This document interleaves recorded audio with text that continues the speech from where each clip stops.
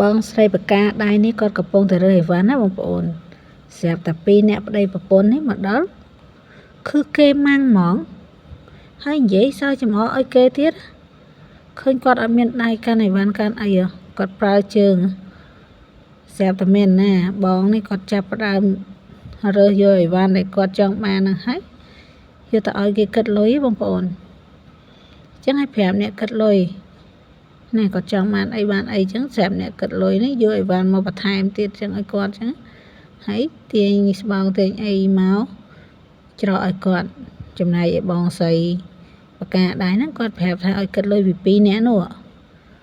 ត្រូវជាបងប្អូនត្រូវជាអីអញ្ចឹងណាស្រាប់2អ្នកហ្នឹងគេលើកដៃរាបាយបាយមើលទៅថាស្គាល់គ្នាអញ្ចឹងណាបងប្អូនតែតាមពិតអត់ស្គាល់សោះចាំមើលដល់ពេលកន្លែងគិតលុយបងស្រីនឹងគាត់ចាប់ទាញដៃពូនេះចាប់ទាញដៃបរោះជាប្តីហ្នឹងណាហើយឲ្យគាត់ចេញលុយឲ្យបងស្រីបកាហ្នឹងអញ្ចឹងណាបងប្អូនហើយចាំមើលគាត់បកាអញ្ចឹងគាត់ឆ្ងល់មិនបានត្រូវឲ្យគាត់ចេញលុយឲ្យអញ្ចឹងណាតែដល់ពេលបងស្រីគេម្ចាស់ហាងហ្នឹងគាត់ចាប់ទាញអត់ឲ្យបងប្រុសហ្នឹងទៅឯងត្រូវតែចេញលុយឲ្យគាត់សិនហ្នឹង